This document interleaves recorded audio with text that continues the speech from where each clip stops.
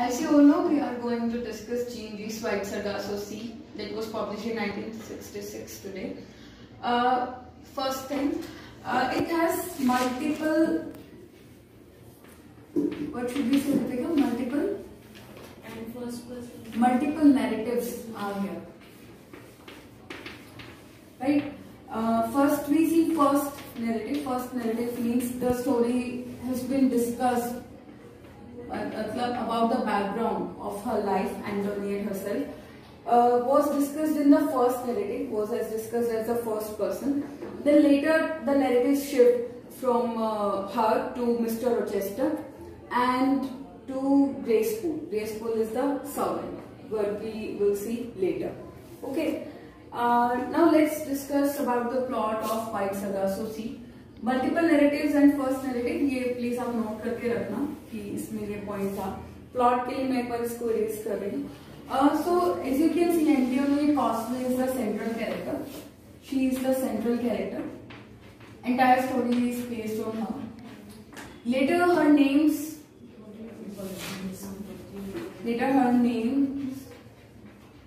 is Bertha Mason. Bertha Mason.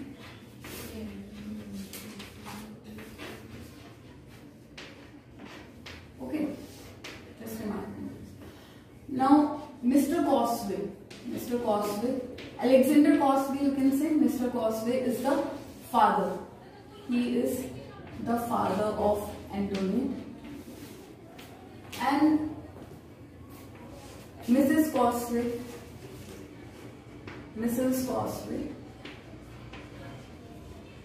as you can see, she is the mother, and thus they are spouse. Spouse means husband, wife. Okay. So we see there are four people in this family. One is Mr. Cosway, one is Antoniette, another is Annette, and fourth is Pierre Cosway. Pierre Cosway. ये है siblings, they are the siblings, भाई बहन है ये दोनों.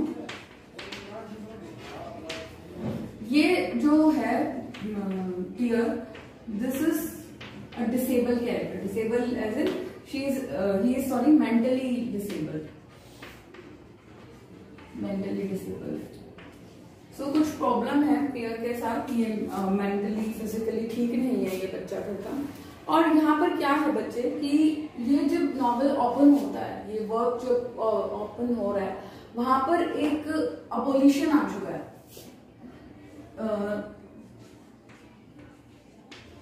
Abolition of Slavery act, इसको भी note कर लेना आप लोग. Abolition of Slavery Act. Abolition of Slavery Act that was passed in 1833 according to this novel.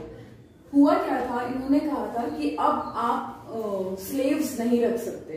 ये जो मिस्टर कॉस्वे हैं, he is the slave owner. Slave owner समझते हैं, जिनके पास बहुत सारे स्लेव्स हों.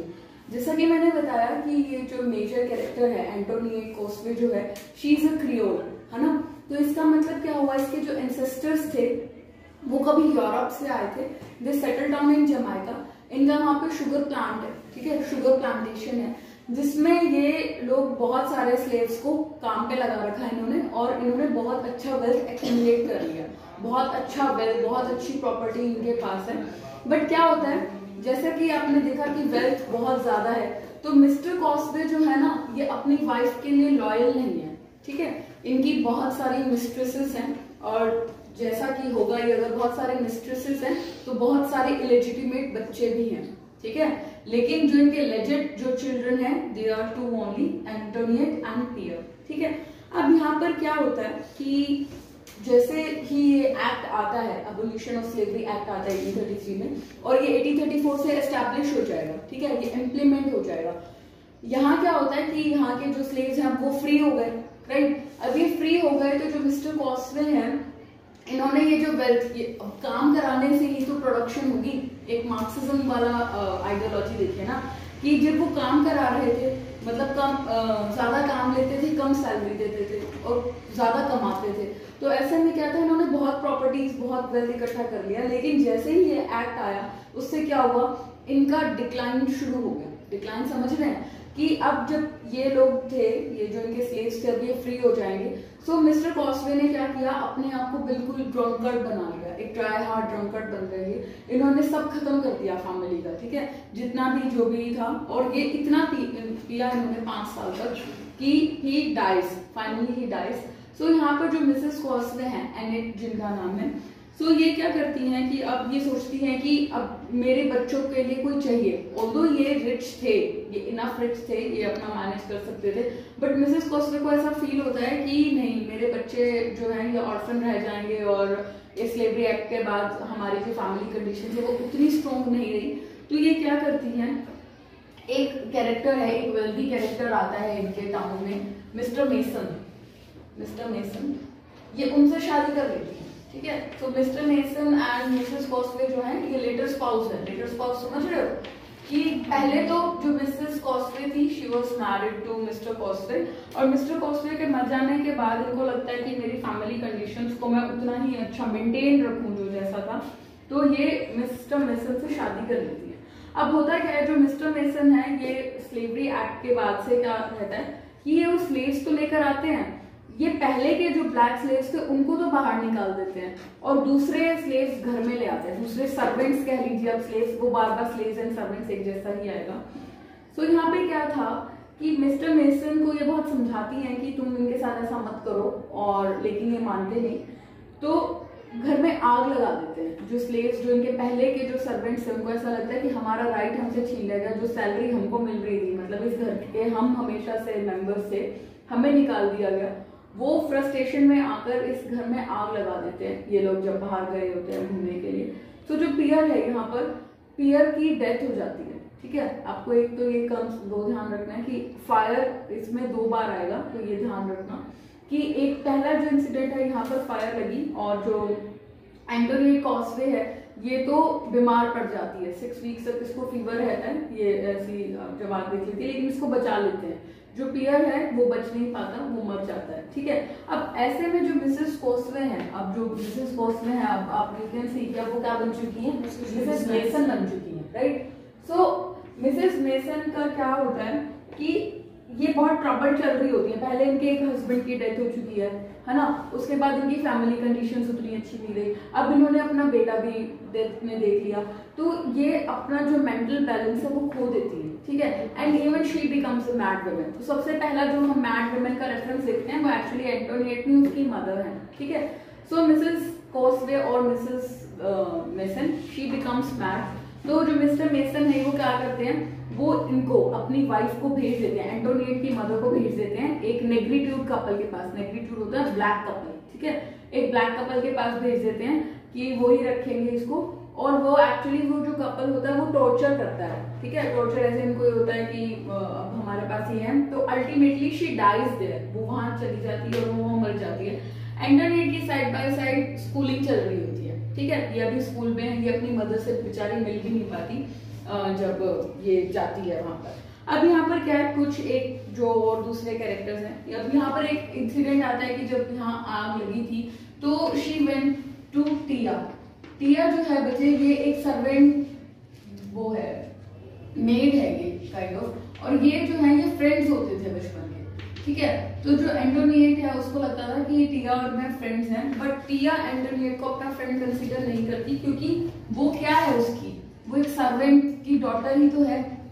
तो ये ऐसा लगा लीजिए कि ये एम्प्लॉय की बेटी है और ये सर्वेंट की। तो पहले तो ये कभी इनको लगता था कि ये दोस्त है, बट एक्चुअल में ये सर्वेंट गर्ल है, who is dark and servant girl. Dark इसलिए क्योंकि यू विल सी कि रेसिज्म अपने आप में एक थीम बन जाएगा यहाँ पर। अब यहाँ पर क्या है, क्रिस्टोफिन नाम की एक मेड है, ठीक है, जो थ्रू आउट लाइफ इसके साथ रही है। इवन क्रिस्टोफिन जो है, क्रिस्टोफिन मेजर कैरेक्टर है बच्चे, Christophine is the major character.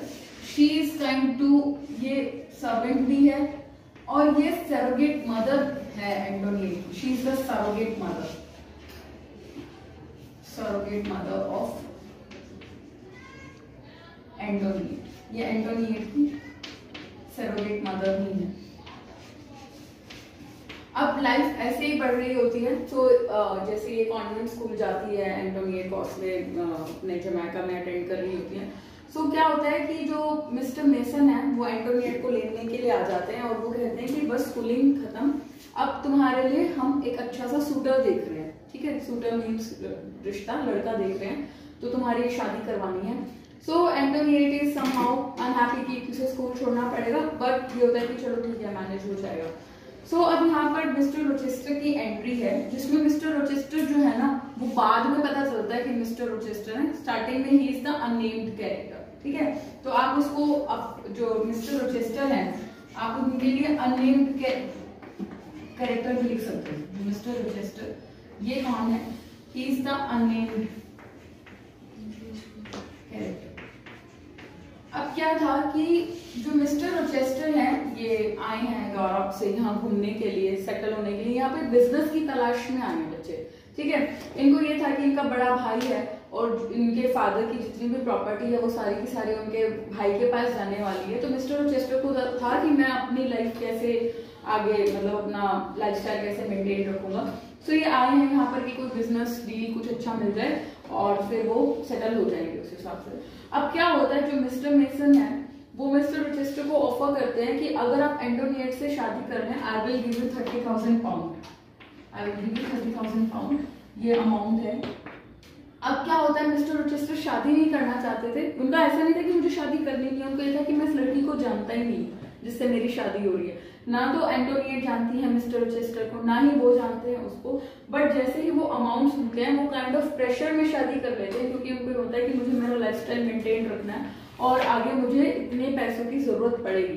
तो आप उसमें ग्रीड कह सकते हो कि अनहैप्पी मैरिज की देखो शुरुआत यहीं से तो हो गई ना, जानते नहीं है एक दूसरे को लेकिन जबरदस्ती शादी कर ली कि हाँ ठीक है डाउरी में इतना अमाउंट आ जाएगा।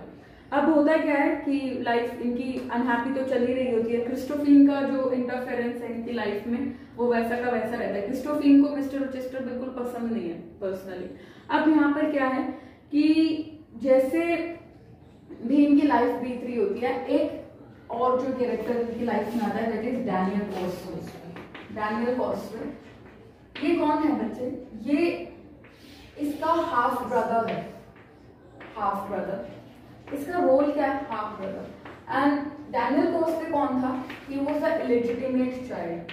जैसा कि मैंने आपको ओपनिंग में बताया था कि जो एंटोनिएट के फादर थे इनके बहुत सारे अफेयर्स थे, ठीक है, इनके घर की जो भी स्लेव्स थे और जो भी लोग काम करने आते थे उनके बहुत अफेयर्स थे उन लोगों के साथ। तो उनमें से एक बच्चा डैनियल कॉस्वे था जो लेजिटिमेट सन है मिस्टर कॉस्वे का।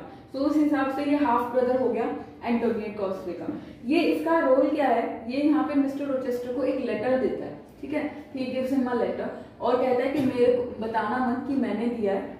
और उस लेटर में उसने लिखा होता है कि जो एंटोनिएट की पूरी फैमिली है वो कैसे सबके सब पागल है, ठीक है, madness is with their blood, उनके खून में ही पागलपन है। कहता है कि उसकी जो मदर थी वो पागल थी और उनकी और फैमिली में और लोग थे वो पागल थे, तुम्हारी जो वाइफ है वो भी मैड है, ठीक है, और she is a crazy woman और तुम्हारी शादी लंबी टिकने वाली नहीं है, तो तुम देख लो तुम्हें कैसे करना है। तो जब वो उस लेटर को पढ़ लेते हैं तो मिस्टर रोचेस्टर फाइनली बात करते हैं एंटोनिएट से कि तुम मुझे अपनी फैमिली हिस्ट्री बताओ, तुम्हारा बैकग्राउंड बताओ, तुम कहाँ की हो, तुम्हारी फैमिली कहाँ से आई, क्या हुआ। सो एंटोनिएट उसको सब सच बता देती है कि ऐसा हो गया था, और ये बताती भी है कि इसकी मदर कैसे ट्रबल हो गई थी पहले अपने फादर की डेथ के बाद। उसके बाद जब उनका बेटा फाइनली मरता है तब तो वो बिल्कुल टूट जाती है, बिल्कुल फ्रस्ट्रेट हो जाती है। सो अब जो मिस्टर रोचेस्टर हैं इनको ऐसा लगने लगता है कि एंटोनिएट सचमुच मैड वुमेन है, सचमुच एक क्रेजी वुमेन है। और ये क्या करते हैं कि ये इसको एक तो बर्था बुलाना यहाँ से स्टार्ट करते हैं, ठीक है। अभी तक हमने देखा था Antoinette is the character, Mr Rochester renames her as Bertha Mason. और जो एंटोनिएट है उसको ये नाम बिल्कुल अच्छा नहीं लगता, ठीक है, वो बहुत इरेशनल फील हो जाती है, बहुत अपसेट हो जाती है। सो काइंड ऑफ उसको लगता है कि जो मिस्टर रोचेस्टर है वो खुश नहीं है अपनी मैरिज से, लेकिन ये तोड़ना भी नहीं चाहती। अब ये एंटोनिएट जो है ये क्रिस्टोफीन के पास जाती है दोबारा से, जो इसकी नर्स मेड हमेशा से रही है।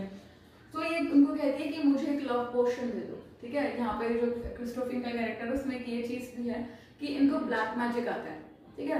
तो वो कहती है कि मुझको लव पोशन दे दो, कुछ भी हो कि मिस्टर रोचेस्टर को मुझसे प्यार हो जाए, ठीक है। सो ये पहले मना करती है लेकिन बाद में इतना फोर्स करने पे उसको दे भी देती है। सो ये लेके जाती है और ये मिस्टर रोचेस्टर को वो लव पोशन दे देती है। होता क्या है कि वो मिस्टर रोचेस्टर एंटोनिएट से प्यार करने की जगह एक एमिली नाम की एक सर्वेंट है, ठीक है, वो उसके पास चले जाते हैं। तो वो जो मैजिक था, वो जो लव पोशन था, वो भी उल्टा पड़ गया और ये बहुत परेशान हो जाते हैं। तो अब इनकी जो अनहैप्पी मैरिज है वो बिल्कुल पीक पर है कि शायद टूटेगी या कैसे चलेगी, कुछ नहीं। तो मिस्टर रोचेस्टर को फाइनली ऐसा लगता है कि ये एंटोनिएट कॉस्वे या बर्था मेसन को ले जाते हैं इंग्लैंड, ठीक है। इंग्लैंड लेकर जाकर ये हवाले कर देते हैं ग्रेस पूल के। Grace pool is another important character. Grace pool कौन है? ग्रेस पूल है सर्वेंट अगेन, जो इनका ध्यान रखे। बट ये कौन सी सर्वेंट है? इंग्लैंड वाली, ठीक है। सो अब हम नॉवल के बिल्कुल एंड पर हैं कि जो ग्रेस पूल है वो उनकी सर्वेंट है, और जो एंटोनिएट है या बर्था मेसन है, इनको पता भी नहीं है कि ये इंग्लैंड आ चुकी है, ठीक है। मतलब क्योंकि ये कभी उस मेंशन को, जो थॉर्नफील्ड हॉल था जिसको ये ग्रेट हाउस बोलती हैं, उस ग्रेट हाउस के 3rd फ्लोर पे रहती हैं, इनको लॉक करके रखा हुआ है, तो इनको पता ही नहीं है कि एग्जैक्टली ये कहाँ पर है, ठीक है। और एक बार इनका एक भाई भी है मिस्टर मेसन और इनकी मदर का बेटा, दैट इज रिचर्ड मेसन, वो आता भी है एक बार मिलने के लिए इनसे, ठीक है। और ये उन पर ही अटैक कर देती है, नाइफ से उन पर अटैक कर देती है। सो उनको यूँ लगता है कि शायद ये कभी ठीक नहीं हो पाएगी, और जो रिचर्ड मेसन है वो उसका ऐसा फोन देके ये भी डर के भाग जाता है वहां से, ठीक है। वो पहचान ही नहीं पाता इसको। और अब क्या है कि एंटोनिएट की जो एंडिंग है इस तरह से है कि इसने एक ड्रीम देखा है कि इसके हाथ में कैंडल है और सब कोई नहीं है, और ये सीढ़ियां उतर रही हैं, ठीक है। और उसने ड्रीम में क्या देखा था? ड्रीम में इसने अपनी लिबरेशन देखी थी। बच्चे लिबरेशन समझते हैं? फ्रीडम देखी थी कि मुझे अगर कैंडल मिल जाए, मतलब एंटोनिएट को कैंडल मिल गई है और इसने आग लगा दी है। और जब ये उठती है ना सपने से, एक्चुअल में वहां कैंडल होती है, और एंडिंग इस तरह से है कि वो उसने कैंडल ले ली है और वो डाउनस्टेयर्स जा रही है। That's it.